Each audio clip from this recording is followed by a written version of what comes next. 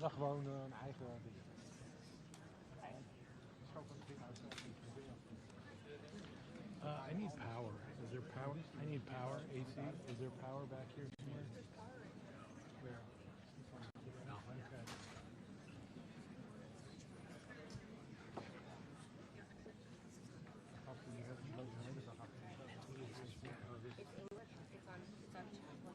Okay. Okay. What else do you need to get? Let me come up there.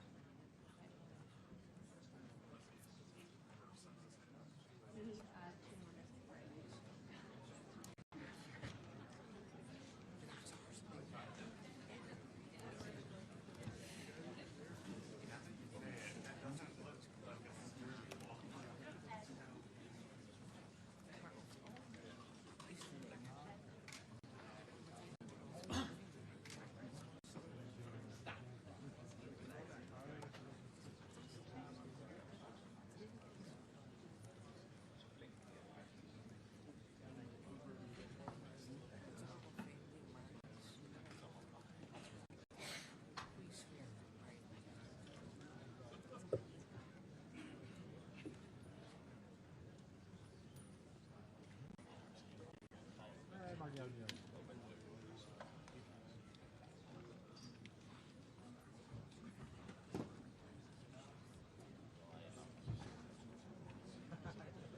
Net zo lang. Ja.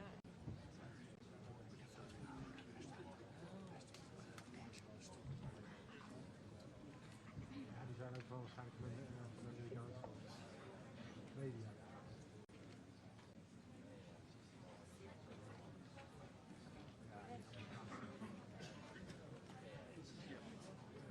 Thank you. David, Ethernet is right behind you. Ja, dat was van de vertaling.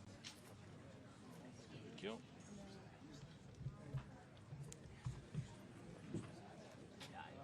Voor energie.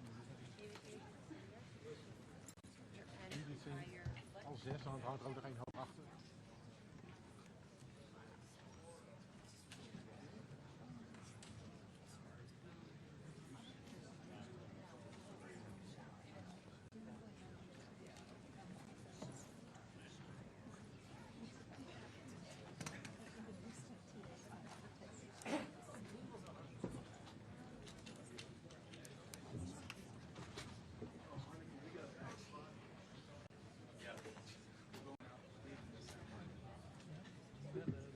Misschien ook een handschudden of zo.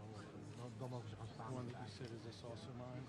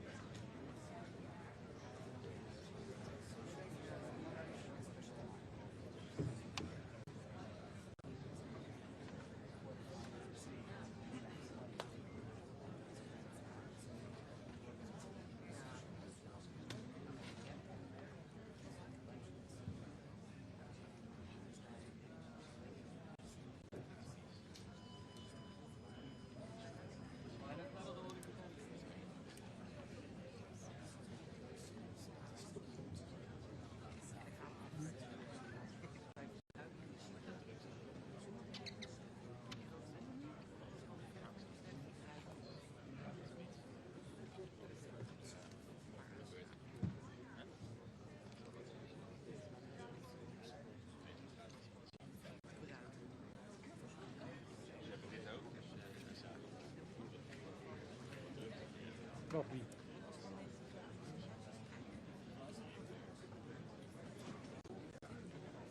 Ja, tuurlijk. Wij toch ook? Wij niet.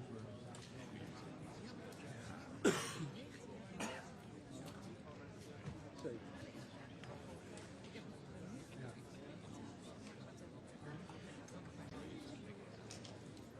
Ik heb het gemist.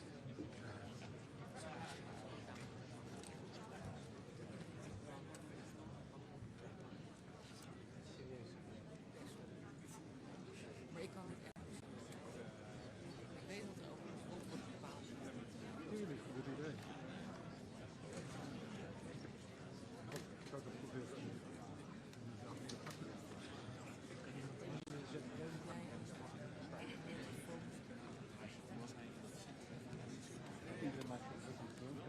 Nee, sorry. Ja, nee.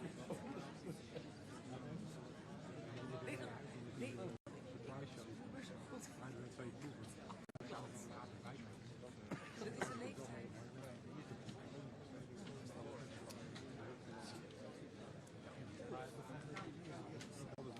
Audio en lange wens.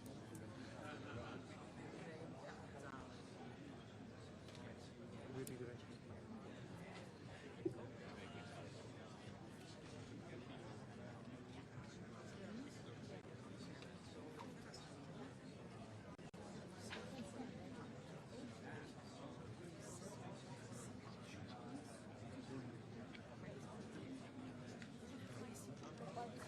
Ja, ja.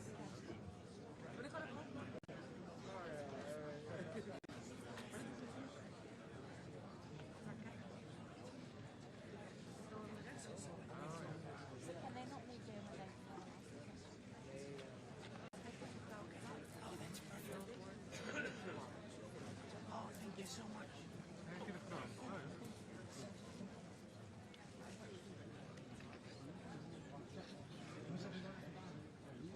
ja.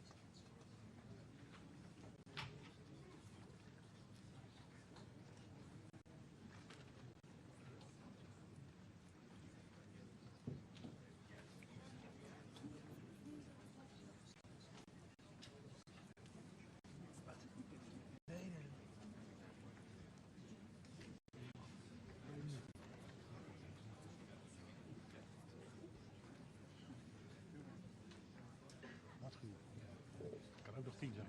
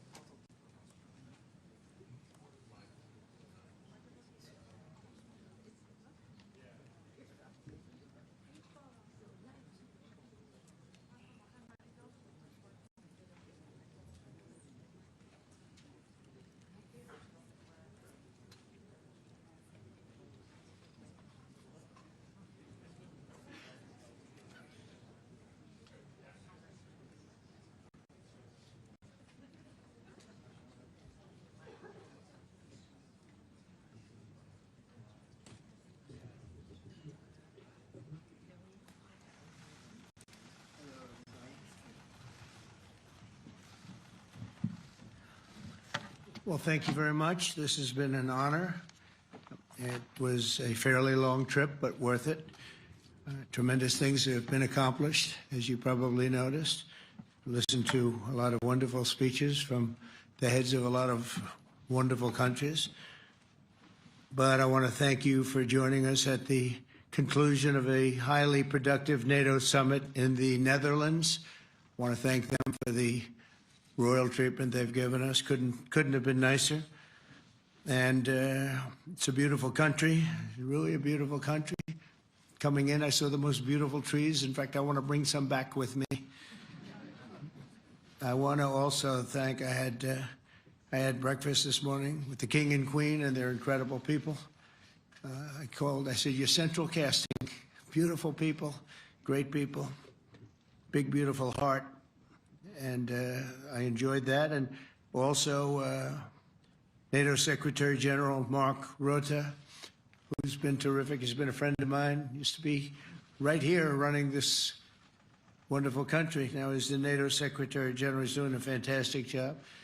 And the Prime Minister, we appreciate everything you've done. And as you know, last weekend, the United States successfully carried out a massive precision strike on Iran's nuclear enrichment facilities, and it was very, very successful. It was called obliteration.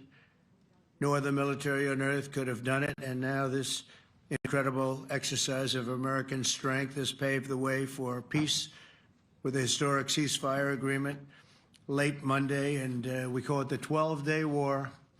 Spoke to a few people. I guess that just sounded like the right name. It was a 12-day war. And we think it's over. I don't think they're going to be going back at each other. I don't think so. Not only have we dealt decisively with the critical threat of Iran's nuclear program, which was what I wanted. I said, Iran cannot have a nuclear weapon. I've said that for 15 years, long before I decided to do the political thing. But we've also reasserted the credibility of American deterrence, which is like no other. The people at NATO said never been anything. You know, I rebuilt the entire military during my first term, and we have a great military. We have great generals. I got to know the good ones and the bad ones. We kept the good ones. Over the past 2 days, I was honored to participate in the NATO leaders meeting and also had extremely good individual discussions with the King and the Queen, Secretary General Rutte, and the Prime Minister. Great discussions, very knowledgeable people. Major focus of our conversations at the summit was the need for other NATO members to take up the burden of the defense of Europe, and that included the financial burden. As you know, it was 2%, and we got it up to 5%. And they said, a couple of them came up to me, one in particular said, "Sir, we've been trying to get it up to 3% for 20 years, and we haven't been able, and you got it up to 5%. So they're going to be, most of them, I guess almost all of them, are going to be contributing now 5%, a number that people are surprised at, but you need it today. The United States accounts for 2/3 of all NATO defense spending. And since I began pushing for additional commitments in 2017, believe it or not, our allies have increased spending by $700 billion. I said to people, you don't have any money, and a lot of them weren't paying. And so I started the process, and I picked it up as soon as I got back, which is 6 months ago. And following my election last November, almost all have accelerated plans to reach the 2%, 3%, 4%, and then ultimately, very quickly, 5%. And all of this is going to be done very quickly, almost immediately. You probably know this as well as I do. I'm sure they've been talking about it. It's really been a big focus. In a very historic milestone this week, the NATO allies committed to dramatically increase their defense spending to that 5% of GDP, something that no one really thought possible. And they said, "You did it, sir, you did it." Well, I don't know if I did it, but I think I did. This will be known as the Hague Defense Commitment, which is pretty good, pretty appropriate. When the allies reach this number, it will add more than $1 trillion a year. Think of that, $1 trillion per year to our common defense. And this is a monument really to victory, but it's a monumental win for the United States, because we were carrying much more than our fair share. It was quite unfair, actually. But this is a big win for Europe and for actually Western civilization.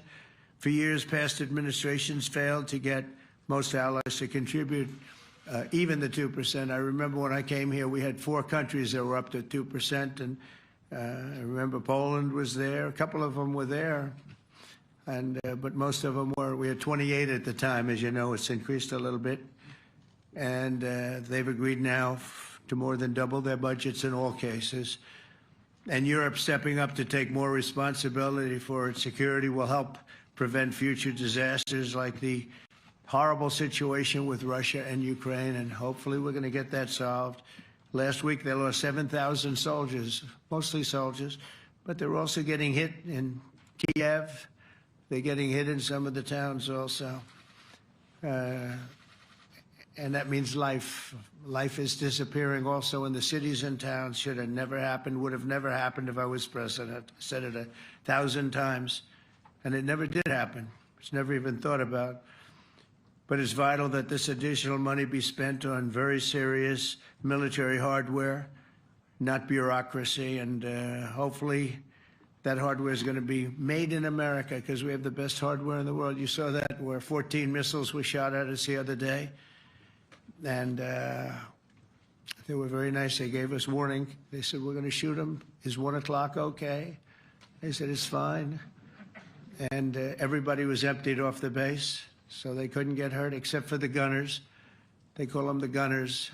And out of 14 high-end missiles that were shot at the base in Qatar, all 14, as you know, were shot down by our equipment. Amazing stuff. Amazing that they can do. It's like shooting a bullet with a bullet. It's the same thing if you think about it. 14 out of 14, and they weren't even that surprised. I said, "Do you do that well often?" They say, "We pretty much do, sir." The Ukraine crisis has also highlighted the urgency of rebuilding our defense industrial base, both in the United States and among the allied nations. We cannot afford to be dependent on foreign adversaries for critical minerals. And as you know, we made a deal with Ukraine to take a vast amount of the land they have for minerals. We need it. And once again, I want to thank all of the people in the Netherlands, incredible people. It's a great place. And all of the NATO allies for the tremendous summit that we just had. A letter just came in, and a statement came in from the Atomic Energy Commission of Israel. And I just wanted, this is an official letter, and they're very serious people, as you know. The devastating U.S. strike on Fordo destroyed the site's critical infrastructure and rendered the enrichment facility totally inoperable. It was devastated. We assess that the American strikes on Iran's nuclear facilities has set back Iran's ability to develop nuclear weapons for many years to come. This achievement can continue indefinitely if Iran does not get access to nuclear material, which it won't.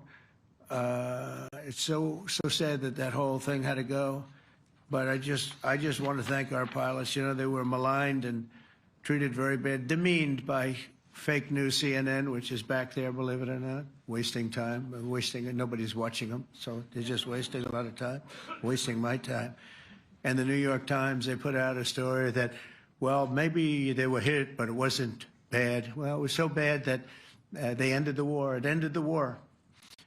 Somebody said in a certain way, you know, that it was so devastating, actually. If you look at Hiroshima, if you look at Nagasaki, you know, that ended a war too. This ended a war in a different way, but it was so devastating. Also, they have, out of Dubai, just came that Iran's foreign ministry spokesman, this is Iran's foreign ministry, says its nuclear installations were very badly damaged by the American strike. So what bothered me about these reports with fake reports put out by the New York Times, failing, I call it the failing New York Times because it's doing terribly. Without me, it would be doing no business at all.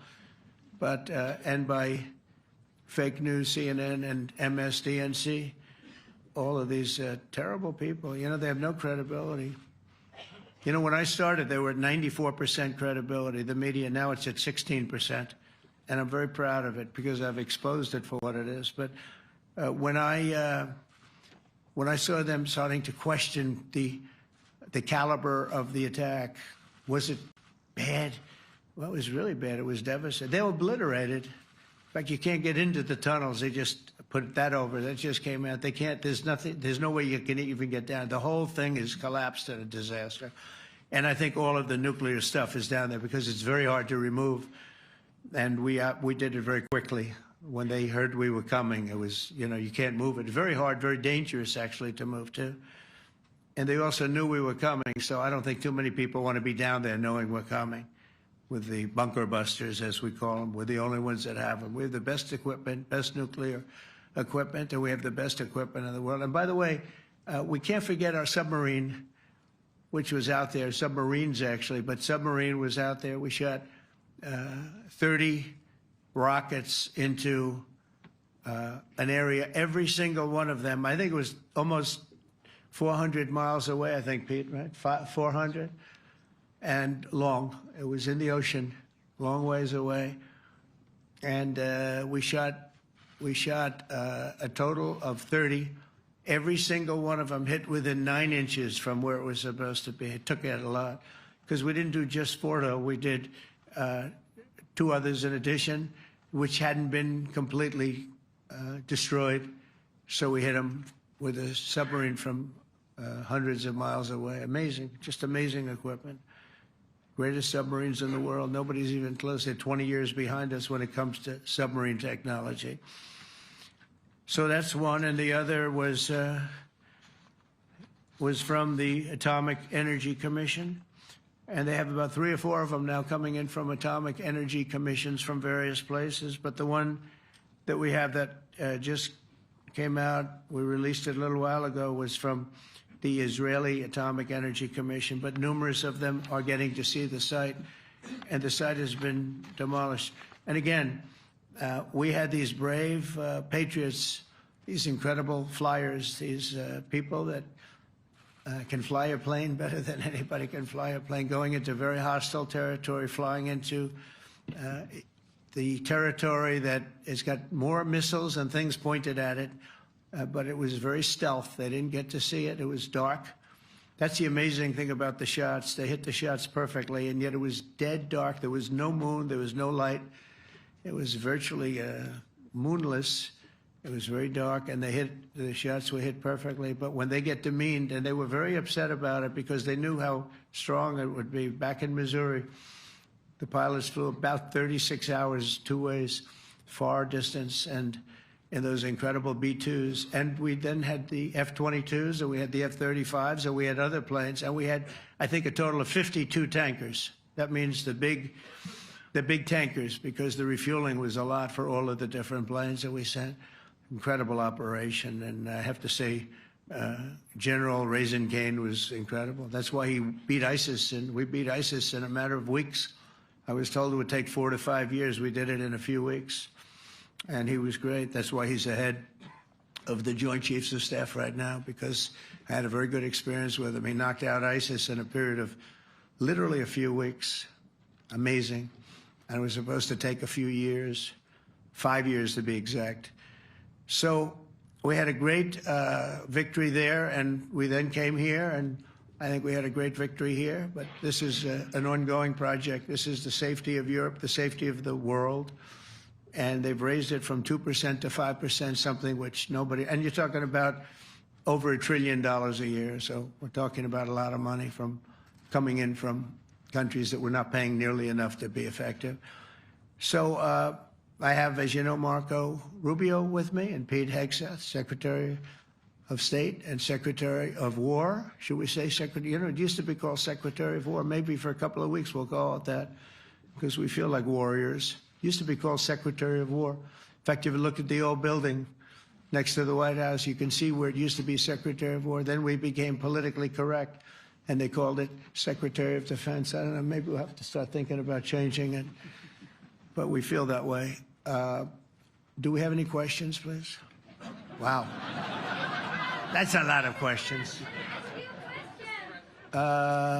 Who's a nice person? Oh, you're not a nice person, but I'll let you ask one. Go ahead. What's he going to ask? He is not nice at all. I know him well. Thank you, Mr. President. Yeah. Thank you for taking the time before flying home. You just said you believe the conflict between Israel and Iran is over. What makes you so confident it is? And what do you do if it isn't? Because I dealt with both, and they're both tired, exhausted. They fought very, very hard and very viciously, very violently, and they were both satisfied to go home and get out. And can it start again? I guess someday it can. It could maybe start soon. I think a big telltale sign was when, as you know, Iran somewhat, by not much, violated the ceasefire, and Israel had the planes going out that morning, and there were a lot of them, 52 of them. And I said, you got to get them back. And they brought them back. They didn't do anything. They brought them back. It was very good. I thought it was amazing, actually. They have fought a hell of a war. They fought very hard. I think the war ended, actually, when we hit the various nuclear sites with the planes. And I just hope you people can give these pilots, these are the best pilots in the world. They're the best shots in the world. They call them shots. That's what they are. And wait a minute. And I just hope you can give them the respect they deserve, because they came home to fake news. And like, oh, gee, there was hardly any damage. The things are decimated.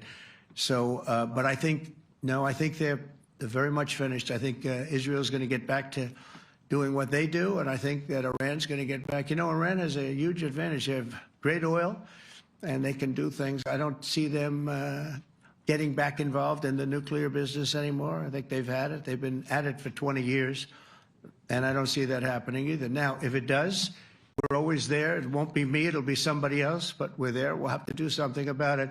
Yes, please, go ahead. Go ahead. Oh, fake news, CNN? Oh, yeah, here we go. Wait till you hear this question. You should really say how great our soldiers and our warriors are. I think everyone appreciates our soldiers and our warriors. I do have two questions for you, Mr. President. You just cited Israeli intelligence on these attacks. Earlier, you said U.S. intelligence was inconclusive. Are you relying on Israeli intelligence for your assessment of the impact of the strikes? No, this is also Iran made the statement.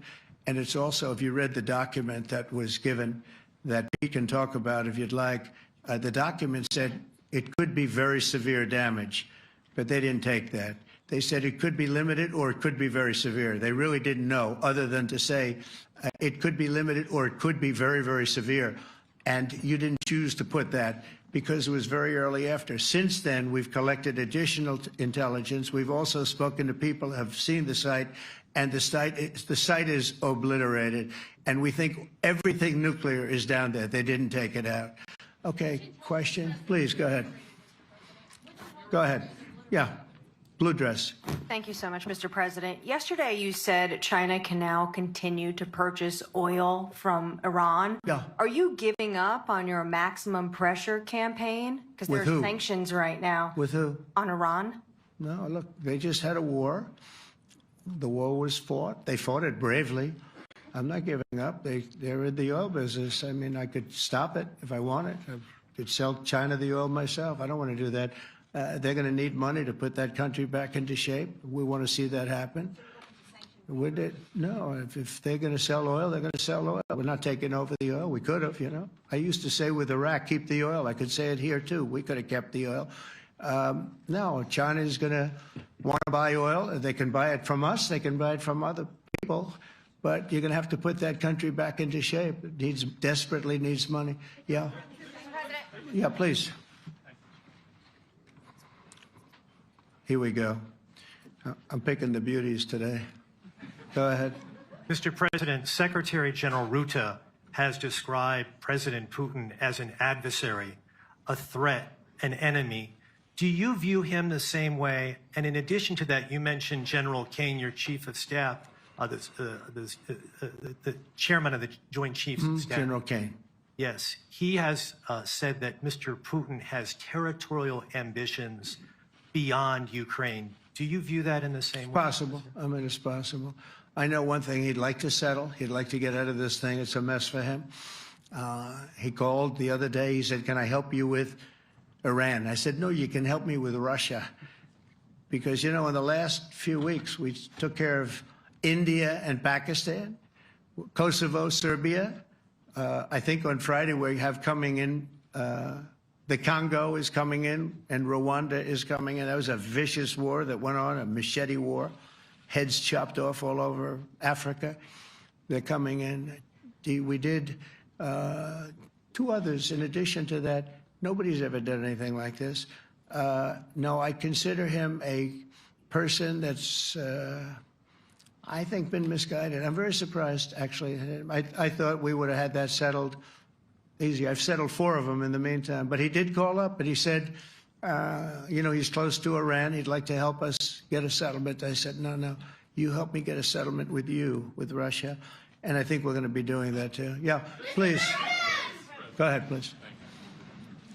Thank you, Mr. President. You've made clear your position on what impact the strikes had. I wanted to ask you what is next with Iran. For instance, is there any indication from U.S. intelligence that Iran was able to move any material? No, just the opposite.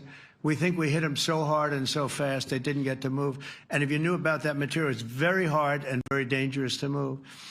It's called, in many people, they call it dust. But it's very, very heavy. It's very, very hard to move. And they were way down. You know, they're 30 stories down. They're literally 30, 35 stories down underground. You think you got it all? Oh, yeah, we think we got it. We think it's covered with granite, concrete, and steel. Can I ask you, are you interested in restarting negotiations with Iran? And if so, have they reciprocated? So Or is our this sort of people, settled? Marco could answer this, but our people are not, I'm not. The way I look at it, they fought, the war's done, and, you know, I could get a statement that they're not going to go nuclear. We're probably going to ask for that, but they're not going to be doing it. But they're not going to be doing it anyway. They've had it. They've had it. Now, maybe someday in the future we'll want that. But I've asked Marco, do you want to draw, I just asked him the question as we were walking on the stage, do you want to draw up a little agreement for them to sign? Because I think we can get them to sign it. I don't think it's necessary. Marco, do you want to talk about that, please? Well, Mr. President, I think President Trump has shown a willingness to meet and talk to anybody in the world who's interested in peace. I don't know of any president that's been as willing as he has to meet with anyone and talk about peace. We'd love to have peaceful relations with any country in the world. And so obviously that'll depend on Iran's willingness not just to engage in peace, but to negotiate directly with the United States, not through some third country or fourth country process. But I know of no president, probably in our modern history, that's sought peace more than President Trump has. Sounds like the door is open, but you're in no rush. Is that right? Sounds like the door is open. But I'll tell you what, look, we're going to talk to them next week with Iran. We may sign an agreement. I don't know. To me, I don't think it's that necessary. I mean, they had a war, they fought. Now they're going back to their world. I don't care if I have an agreement or not. The only thing we'd be asking for is what we were asking for before about we want no nuclear, but we destroyed the nuclear. In other words, it's destroyed. I said, Iran will not have nuclear. Well, we blew it up. It's blown up to kingdom come. And so I don't feel very strongly about it. If we got a document, wouldn't be bad. We're going to meet with them, actually. We're going to meet with them. Yeah. Yeah, go ahead, please.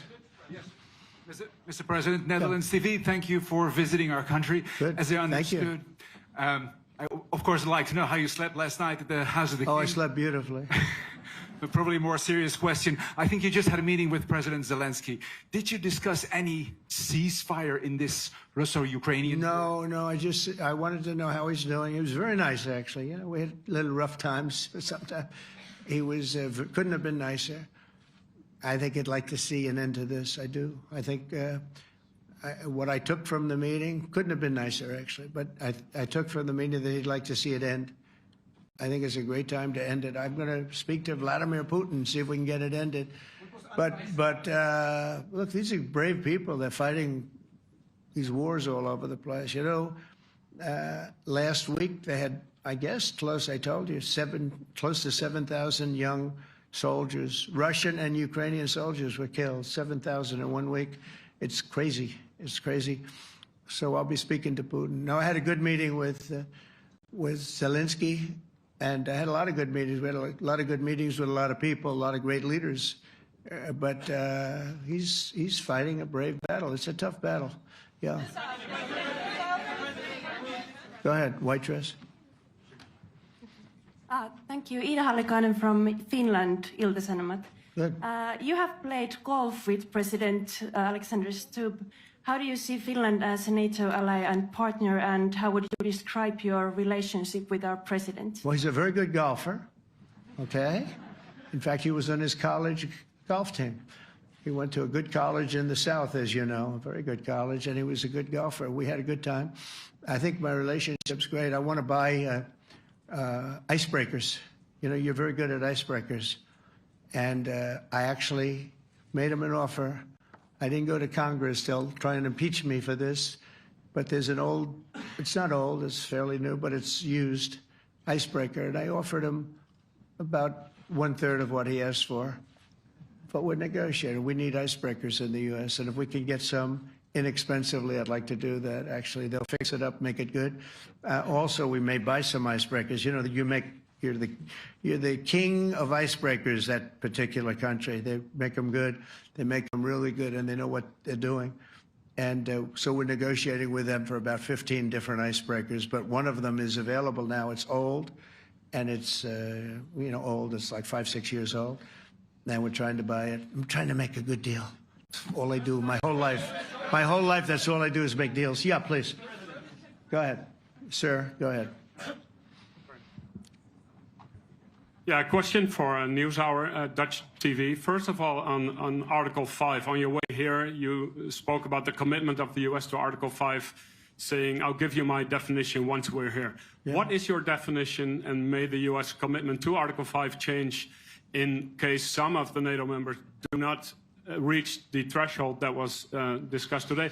My second question is following up on a colleague on Iran. What intel reports do say that everything over there was obliterated. Yeah, well, there are numerous of those reports, and they're coming out fast and furious. But the most respected ones we've already seen.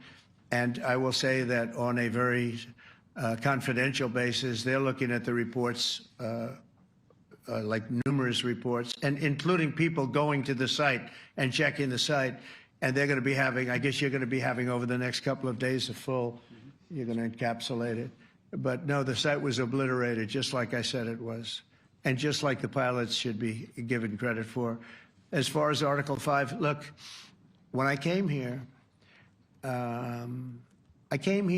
because it was something I'm supposed to be doing, but I left here a little bit differently. I said, I watched the heads of these countries get up, and the love and the passion that they showed for their country was unbelievable. I've never seen quite anything like it. They want to protect their country, and they need the United States. And without the United States, it's not going to be the same. And you can ask Mark, or you can ask any of the people that were there. It was really moving to see it. They love their country. They were so respectful of me because I'm the head of the United States. And I made, you know, the King of Saudi Arabia, when I was in the Middle East. So I was in Qatar for a different reason, not a reason to get shot at. We were in there for economic development reasons, Qatar, UAE, and Saudi Arabia. All three leaders of those countries, and we took back $5.1 trillion into the United States. All three leaders said, you know, you're presiding over the hottest country in the world. The United States right now is the hottest. Everybody wants to be there. Everybody wants a piece of it. He said, a year ago, your country was dead. You had a deadhead running it. You had a country that was dead, and it was dead. You had people pouring through the borders. You had inflation. You had everything. He said, you've made it in 5 months at that time. You've made it the hottest country. This is the hottest country in the world. The United States right now is the hottest country in the world. And when I was around that table, it was a nice group of people, many of whom I knew from previous. When I saw the passion they had for the country, almost everyone, and you probably have the tapes, it was very public, but almost every one of them said, thank God for the United States. Without the United States, they couldn't really have NATO. It wouldn't work. It wouldn't work. It will in the future because now they're paying much more money, but it wouldn't work. It was great. And I left here differently. I left here saying that these people really love their countries. It's not a ripoff, and we're here to help them protect their country. Okay, we'll do one or two more. Thank you, Mr. President. Yeah. A question on Spain. Are you satisfied with today? Oh, I think Spain's terrible what they've done. No, I do. They're the only country that won't pay the full up. They want to stay at 2%. I think it's terrible. And, you know, they're doing very well. The economy is very well. And that economy could be blown right out of the water with something bad happening. You know, Spain is the only country that... Are you from Spain? Yeah. Good, congratulations. You're the only country that is not paying. I don't know what the problem is. I think it's too bad. So we'll make it up. You know what we're going to do? We're negotiating with Spain on a trade deal. We're going to make them pay twice as much. And I'm actually serious about that. We're going to make Spain... I like Spain. I have so many people from Spain that it's a great place and they're great people. But Spain is the only country out of all of the countries that refuses to pay. And, you know, so they want a little bit of a free ride. But they'll have to pay it back to us on trade because I'm not going to let that happen. It's unfair. It's unfair to NATO. All right, sir, please. Go ahead, right in the back. Yeah, you, tall one. The tall man. Mr. President, Johannes Petra from Austrian National Television. How are you? You once said that you would end the Ukraine war in 24 hours. You later said you said that sarcastically. Well, of course it was sarcastic. But you've now been in office for 5 months and 5 days. Why have you not been able to end the Ukraine war? Because it's more difficult than people would have any idea. Vladimir Putin has been more difficult. Frankly, I had some problems with Zelensky. You may have read about him. And it's been more difficult than other wars. I mean, look, we just ended a war in 12 days that was simmering for 30 years, frankly. We ended Rwanda and the Congo. It's coming to sign the documents. We've already signed basic documents, but they're coming, I think, to the White House on Friday. We ended, Serbia was going to go at it. But maybe the most important of all, India and Pakistan. And that wasn't whether or not they may someday have nukes like we're talking about in the Middle East, like we're talking about with Israel and Iran. This is they have nuclear weapons. I ended that with a series of phone calls on trade. I said, look, if you're going to go fighting each other, it was getting very bad. You know how bad that last attack was. It was really bad. If you're going to go fighting each other, we're not doing any trade deal. No, no, no, you have to do a trade deal. I said, we're not doing any trade deal. And in fact, I had the general, who was very impressive. The general from Pakistan was in my office last week. You know, Prime Minister Modi is a great friend of mine. He's a great gentleman. He's a great man. And I got them to reason. I said, we're not doing a trade deal if you're going to fight. And if you're going to fight each other, we're not doing a trade deal. And you know what? They said, no, I want to do the trade deal. We stopped the nuclear war. Go ahead. Go ahead, Jeff. Here's another beauty, Jeff. He is a beauty, all right. Go ahead. Mr. President, to follow up on Ukraine, will the United States contribute any more money to Ukraine's defense this year to the $5 billion that allies are giving? And one question, you had another meeting with the Dutch opposition leader, Mr. Wilders. Can you tell us about that meeting? And are you upset about his anti-Muslim stance? I'm not upset about it. It's just his view. He's unhappy with the way things are going in this country and various countries. He was an opposition leader. And I was asked to meet with the opposition leader by the people that are running. I think they have some deal where if you have a meeting, you're supposed to meet with an opposition leader. I said, that's strange. We don't do that. But I met with I didn't know him. He seemed like a very nice guy, but he's in opposition to the current people, and that was set up by the current people. So I assume when I met with the Prime Minister, you're supposed to meet with the opposition. We'll have to try that sometime in our country.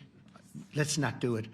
But I thought he was very good. As far as money going, we'll see what happens. There's a lot of spirit. Look, Vladimir Putin really has to end that war. People are dying at levels that people haven't seen before for a long time. Go ahead. Go ahead.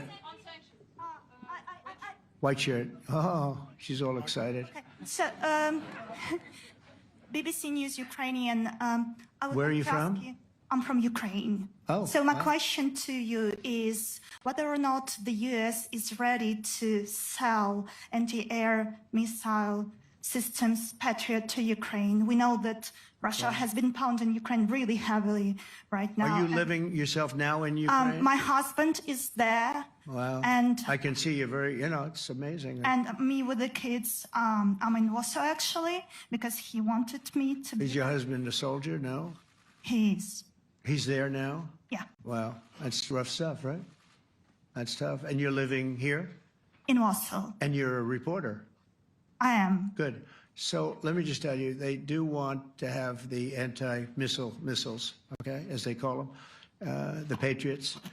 And we're going to see if we can make some available, They're very hard to get. We need them too. We were supplying them to Israel. And they're very effective, 100% effective. Hard to believe how effective. And they do want that more than any other thing, as you probably know. That's a very good question. And I wish you a lot of luck. I mean, I can see it's very upsetting to you. So say hello to your husband, okay? Thank you. Go ahead. Thank you. Thank you, Mr. President. You were criticizing... Where are you from? Bloomberg News. Oh, Bloomberg.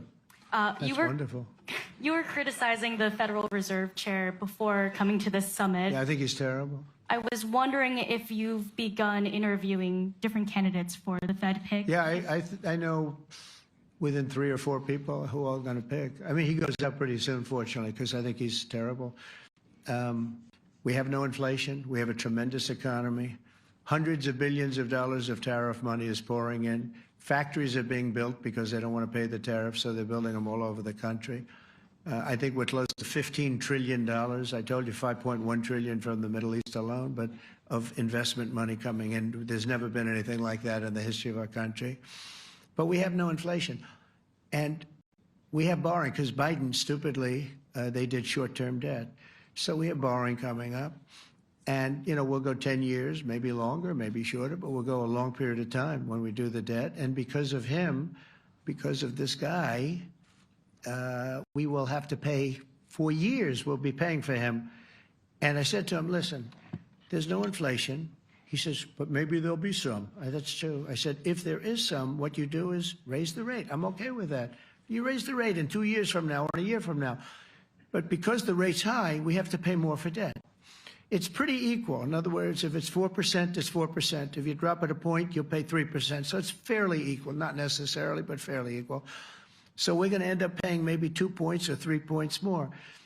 3 points would be about $900 billion a year because of this very average mentally person. He's an average mentally person. I'd say low in terms of what he does, low IQ for what he does, okay? Wait, so instead of paying $900 billion, we don't want to pay 900 just because he doesn't want to lower the rate.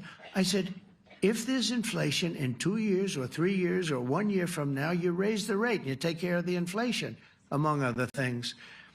But he's probably a very political guy, I guess. I don't know. I think he's a very stupid person, actually. All right, one more. Let's go. How about you? Go ahead. She looks so happy and everything. Thank you. That's why I I'm picked from her. Spain, too. I'm Ana Buch from La Vanguardia. I wanted to know if... You're where from? Spain, too. I wanted to know if you want to... That's the Spain corner right there. Shouldn't have said that. That's okay. I do like Spain, by the way. I think it's unfair that they're not paying, but go ahead. Are you going to negotiate directly with Spain about... I'm going to negotiate directly with Spain. I'm going to do it myself. They're going to pay. They'll pay more money this way. You should tell them to go back and pay. You're a reporter? You tell them to go back. They ought to join all of those countries that are paying 5%. Spain's going to be just about the only one that's not. They were the most hostile toward doing it. It just doesn't make sense to me. Okay. All right, Kelly, go ahead. Here we go. There's another one. Hello, sir. Thank you very We got them all today. Okay. So, Mr. President, you talked about expecting some on-the-ground assessments at Fordo and other sites. Now Is that Israeli and U.S.? It's been obliterated, Kelly. It's been What is your message obliterated. then, sir, to the intelligence community when they present reports? You're not disputing the DIA report. You're just... They presented a exists. report that wasn't finished. We're talking about something that took place 3 days ago. I understand that, sir. The report was done So 2 what days is ago. your- Wait a minute. Yes. They didn't see it. All they can do is take a guess. Now, if you take a look at the pictures, if you take a look how it's all blackened, you know the fire and brimstone is all underground because it's granite and it's all underground. You don't show it. But even there, with all of that being said, the whole area for 75 yards around the hole where it hit is black with fire. The group that's run by this gentleman, in fact, you may want to talk about it for a second because we're going to issue a report. And I think it's not even a very exciting report at this point. It's been obliterated, totally obliterated. And they did a report, but it was like, if you look at the dates, it's just a few days after it Understood, happened. sir. So they didn't see it. They said it may be very severe. Go Understood. ahead. Do you have a message for the intelligence community, though, in terms of unvarnished information getting to you, that it's not... I don't really have a message. I would say issue the report when you know what happened. I wouldn't say that it could be severe or maybe not. They use the word severe. It could be severe or maybe it's not. And briefly- So people like you picked up and said, oh, it's not severe. We're just No, looking for the report was not a complete report. Yeah, the message was probably wait till you know the answer before you... And, Go sir, ahead. did you not have a public component to your Zelensky meeting for a tactical reason with President Putin? Let him answer this. Hello, Mr. Secretary. Yeah. There's a reason the president calls out fake news for what it is.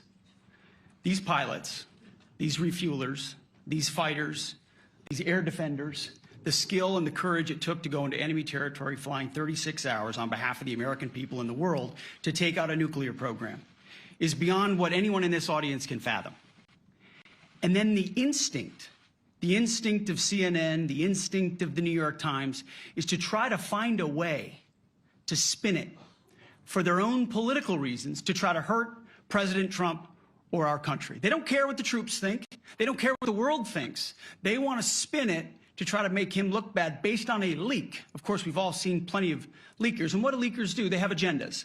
And what do? Do they share the whole information or just the part that they want to introduce? And when they introduce that preliminary, a preliminary report that's deemed to be a low assessment, you know what a low assessment means? Low confidence in the data in that report. And why is there low confidence?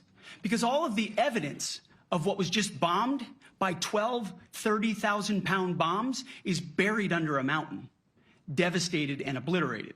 So if you want to make an assessment of what happened at Fordo, you better get a big shovel and go really deep, because Iran's nuclear program is obliterated. And somebody somewhere is trying to leak something to say, oh, with low confidence, we think maybe it's moderate. Those that dropped the bombs precisely in the right place know exactly what happened when that exploded. And you know who else knows? Iran. That's why they came to the table right away, because their nuclear capabilities have been set back beyond what they thought were possible because of the courage of a commander-in-chief who led our troops, despite what the fake news wants to say. But you're not disputing the report said what it said, even though it was initial.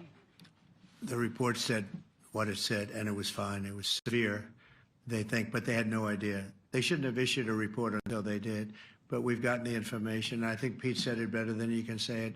And, you know, you should be proud, you, especially you, should be proud of those pilots, and you shouldn't be trying to demean them. No, those pilots flew at great risk, a big chance that they'd never come back home and see their husbands or their wives. Let me just tell you, you and NBC, fake news, which is one of the worst, and CNN, New York Times, are all bad. They're sick. There's something wrong with them. But you know what? You should be praising those people instead of trying to find some. By getting me, by trying to go and get me, you're hurting those people. They were devastated. You know, I got a call from Missouri, great state, that I won 3 times by a lot. And I got a call that the pilots and the people on the plane were devastated because they were trying to minimize the attack. And they all said it was hit. But we don't think it was really maybe hit that badly. And they were devastated. They put their lives on the line, and then they have, and I'm not referring to you, but real scum come out and write reports that are as negative as they could possibly be. It should be the opposite. You should make them heroes and heroines. You should make them really people that they were so devastated when they heard this news. And you know what they said? One of them, I spoke to one of them, said, "Sir, we hit the site. It was perfect. It was dead on." Because they don't understand fake news, because they have a normal life, except they have to fly very big, very fast planes. But it's a shame. You should be making them heroes. All right, in the back. Go ahead, back, white, yeah. White jacket, yeah. Go ahead, give my mic. Hello. Deborah Haynes from Sky News. Good. Mark Rutte, the NATO chief, who is your friend, he called you daddy earlier. Do you regard your NATO allies as kind of children? No, he likes me. I think he likes me. If he doesn't, I'll let you know. I'll come back and I'll hit him hard, okay? No? He did it very affectionate. Daddy, you're my daddy. Do you regard your NATO allies, though, as kind of like children, and they're obviously listening to you and they're spending more, and you're obviously appreciative of that, but do you hope that actually they're going to be able to defend themselves, defend Europe on their own? I think they need help a little bit at the beginning, and I think they'll be able to, and I think they're going to remember this day. And this was a big day for NATO. You know, this was a very big day. They took it. One of the gentlemen said, you know what? We've been trying to raise money raise the rate for 30 years, he said, 20 years, from almost the beginning.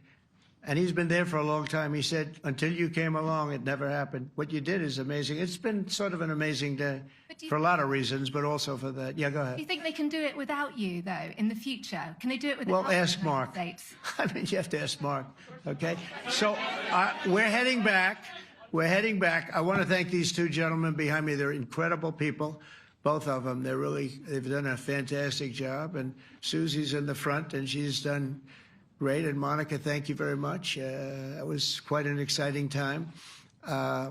and we're going to be heading back. We'll be back soon, and we'll see you in Washington, D.C. Remember this, we have the hottest country anywhere in the world. Thank you very much, everybody. Thank you.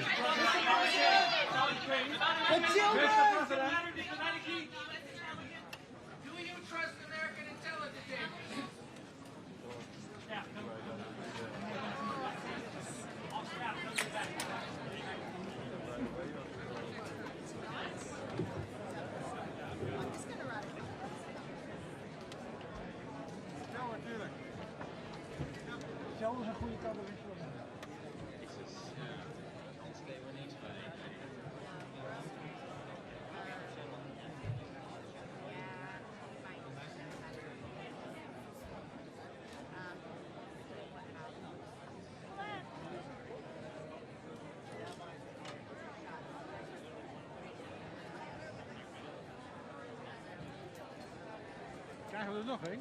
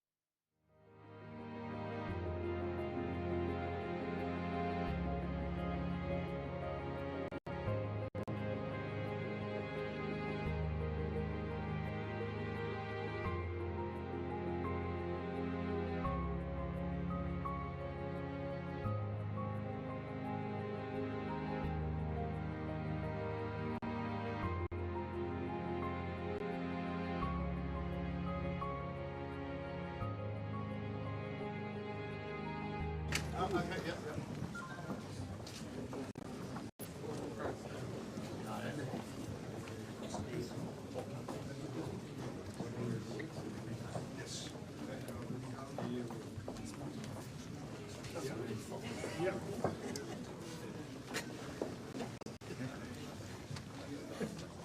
which camera? This one.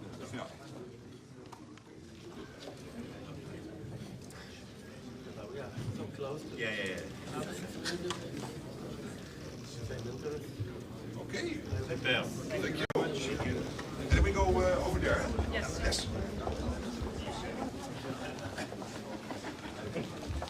Sorry.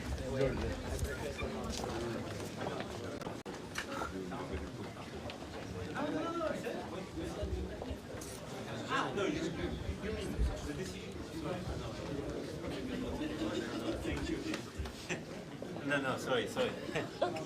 Yes, thank you so much.